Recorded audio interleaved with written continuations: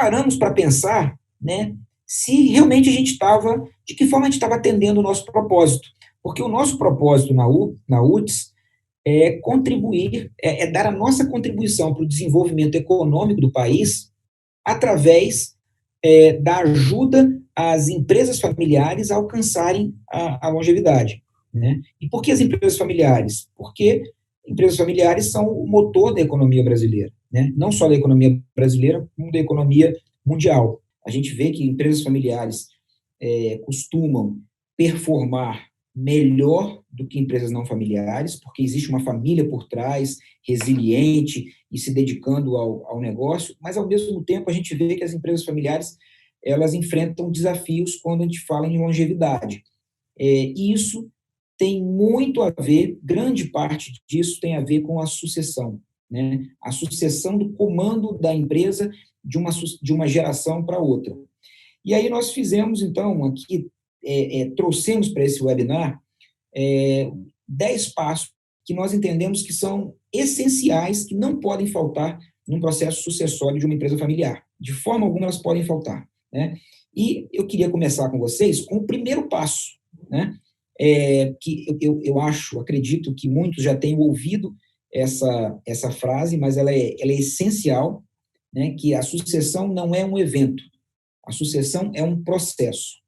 Né? O que significa isso? A sucessão não é um fato. A sucessão não é apenas um momento de passagem de bastão. Não é um momento em que o membro de uma geração atual, que está no comando da empresa, ele não se sente mais preparado, ele não se sente mais em condições, né, com o pique para continuar tocando o negócio e deseja passar esse negócio para uma próxima geração, para um filho ou para um outro familiar. Não é apenas isso. Não é apenas a passagem, a transmissão do comando da empresa em função do adoecimento, né, de uma enfermidade do fundador. Quantas empresas não se preparam e, de repente, um fundador não se vê mais em condições de estar à frente do comando da empresa, e aí é preciso fazer de uma forma muito rápida uma passagem desse bastão, uma passagem desse comando para uma outra pessoa, para um outro familiar. A gente tem literalmente assim um passo a passo no sentido assim de quais são as orientações que a gente dá em cada fase de vida, desde a infância até a idade adulta, para esse preparo realmente de fortalecimento desses membros, desses herdeiros e a relação dele com o negócio, né? E é muito importante assim dizer o quanto a gente está falando também de ações subjetivas, de formação de atitudes comportamentais, socioemocionais e algumas coisas que ou você faz na infância, né, ou de fato fica muito difícil quando ele já está na fase adulta. E, bom, seguindo aqui nos nossos 10 passos, o próximo passo: identificar as necessidades presentes e futuras da empresa. Bom, o que eu diria aqui? O planejamento sucessório, tá, ele precisa estar alinhado com o planejamento estratégico da empresa.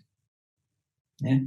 É óbvio, porque quando a gente fala de sucessão, de planejamento sucessório, a gente está falando do futuro da empresa, a gente está falando do que vai ser necessário para o futuro da empresa.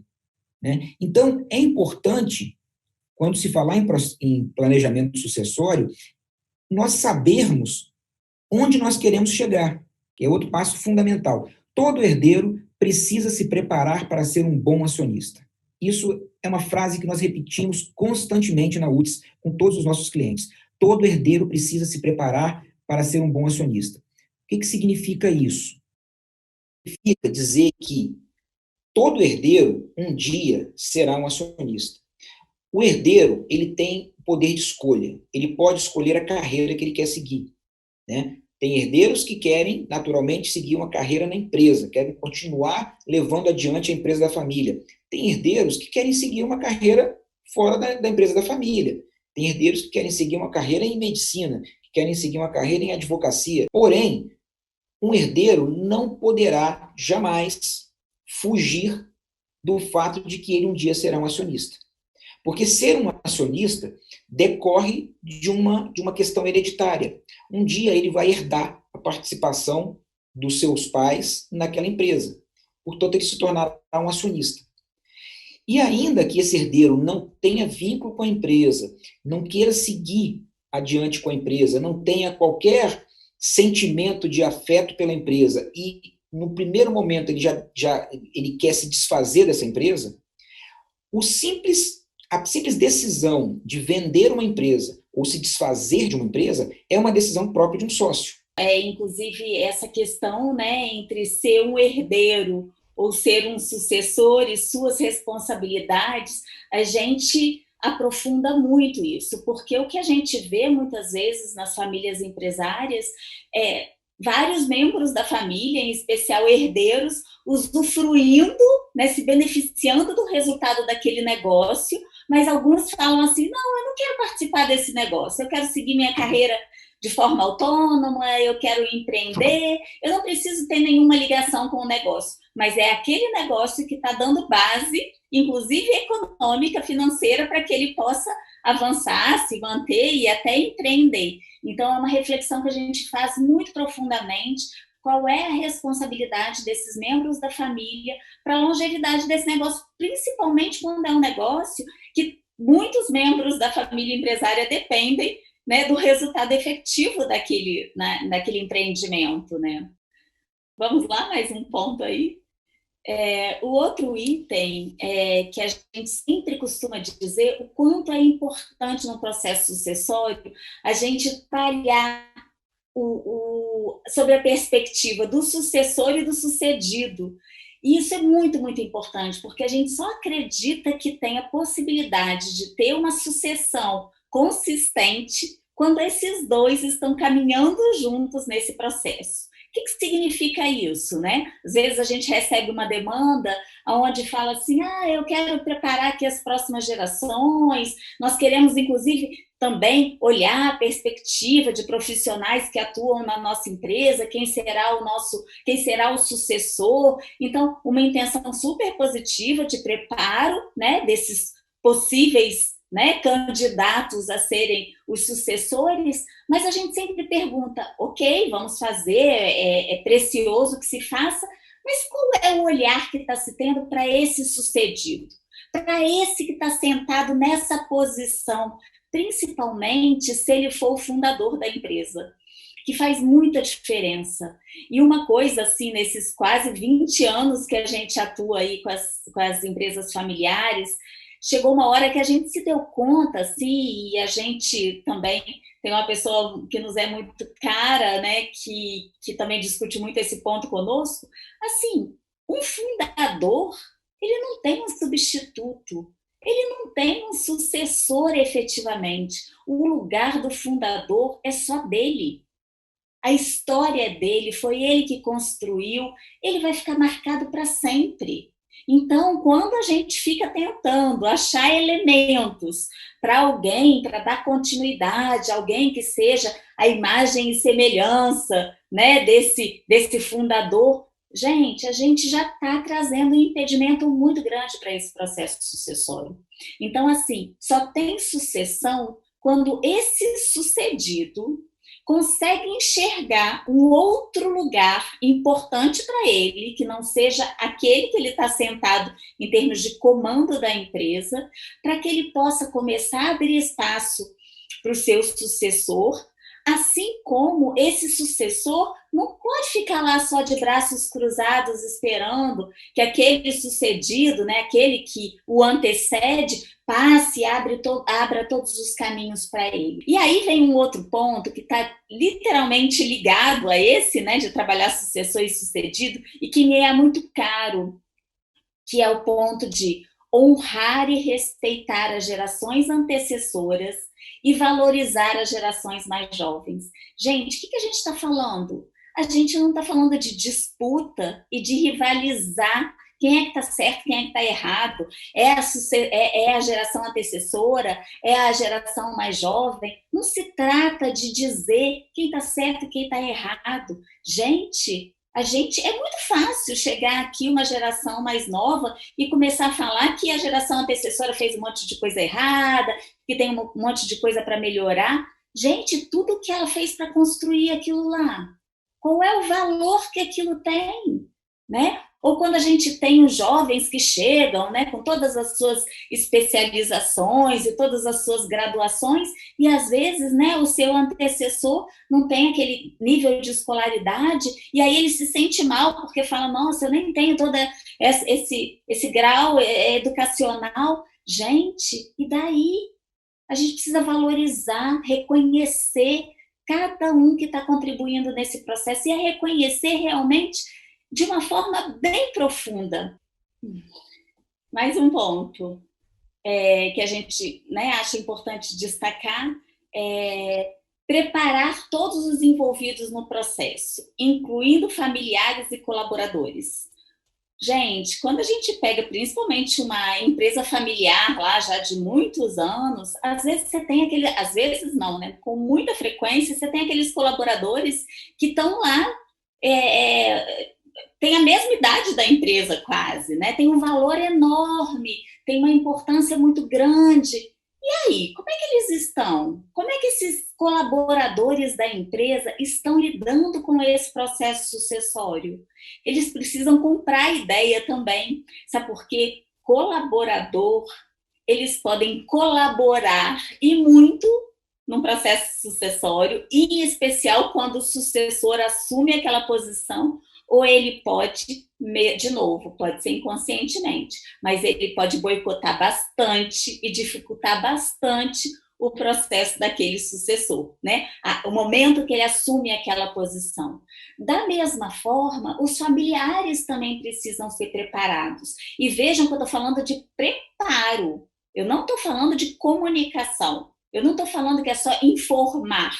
Informar é um dos pontos. Eu estou falando de preparar mesmo os membros da família, os colaboradores, para eles estarem inseridos, inclusive no motivo pelo qual estão escolhendo aquela pessoa, quais são as habilidades, quais são as competências, quais são os valores, por que eles estão escolhendo aquela pessoa, por que é tão importante, por que precisa da ajuda dos colaboradores e dos membros da família. Então, o sétimo passo é registrar combinados, formalizar acordo de sócios.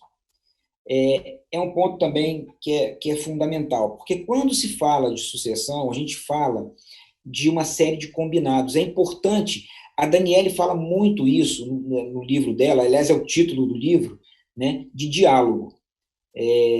Essas questões importantes na vida de uma empresa familiar, e a sucessão não é diferente, elas se constroem com muito diálogo, né? Diálogo em família, diálogo aberto, franco. Mas é importante, o diálogo é importante, mas é importante que esse diálogo fique registrado, né? Fique registrado, porque os combinados que são feitos, os consensos que se chegam em um dado momento, eles podem mudar no momento seguinte. As pessoas podem se esquecer daquilo que foi combinado. O próximo ponto, gente, é estruturar a governança para apoiar a sucessão. Bom, eu, como profissional de governança, né, há mais de 23 anos, eu defendo sempre defendo a governança. E aqui não é diferente. Eu acho que o processo sucessório numa empresa familiar ele precisa ser apoiado por uma estrutura de governança, né? Quando a gente faz um acordo de sócios, o acordo de sócios é uma prática de governança, que é importante. Mas, além do acordo, a gente precisa ter uma estrutura que apoie essa sucessão. E aqui eu falo basicamente de um conselho, né? Acho que um conselho, seja um conselho de administração, seja um conselho consultivo, ele é muito importante e agrega muito valor no processo de sucessão, principalmente quando ele tem a participação de pelo menos um membro independente. E aí a gente fala da importância de criar espaços para diálogo, porque, assim, o conflito, ele faz parte da condição humana. A gente vai conviver com ele o tempo todo, com as diferenças, com os incômodos, né, com os desconfortos. Ele faz parte da condição humana. O que a gente precisa tratar, cuidar, é para que ele não se torne num confronto. num embate tão intenso, numa disputa tão intensa, que aí você não tem possibilidade de pensar num ponto mais compartilhado, um ponto em comum para seguir junto.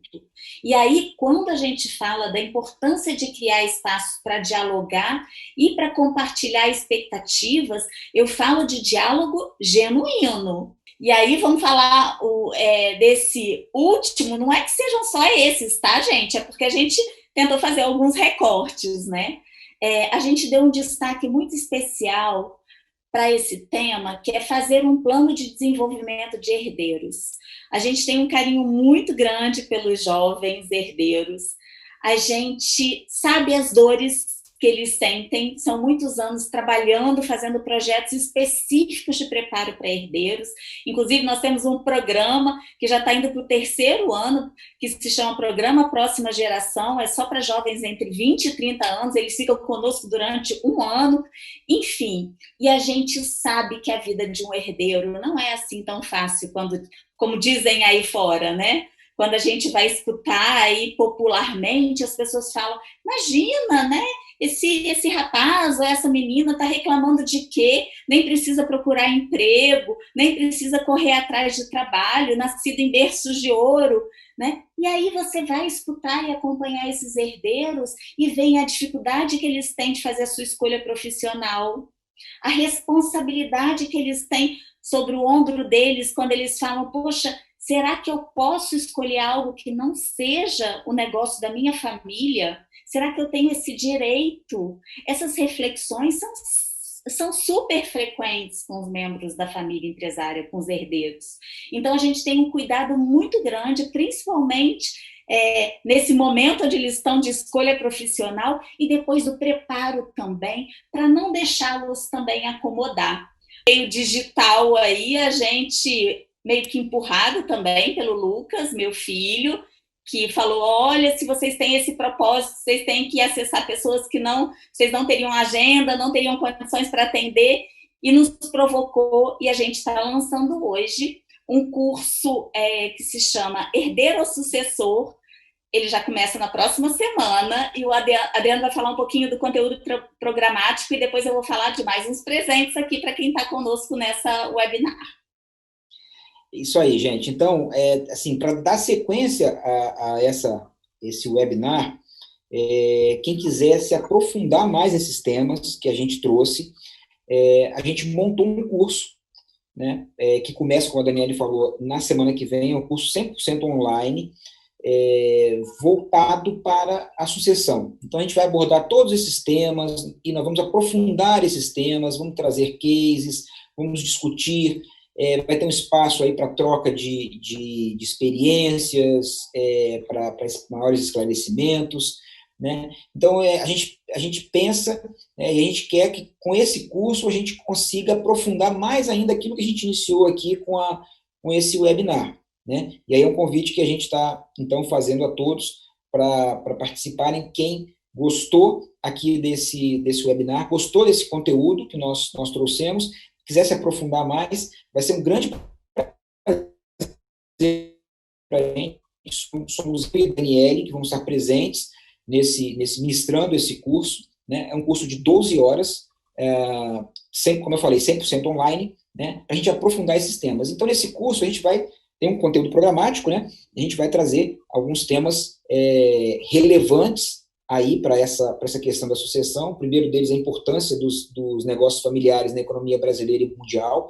Né? A gente precisa destacar sempre essa questão, que isso tem a ver, quando eu falo que o nosso propósito é contribuir, de alguma forma, para o desenvolvimento econômico do Brasil, a gente está falando, e quando a gente fala de empresas familiares, é porque a gente está falando que empresas familiares são a mola mestra da economia brasileira. Então, a nossa contribuição para o desenvolvimento do Brasil, para o desenvolvimento da economia do Brasil, é ajudar as empresas familiares a serem longevas, né? E aí é importante a gente falar dessa importância dos negócios familiares, tanto na economia brasileira quanto na economia mundial.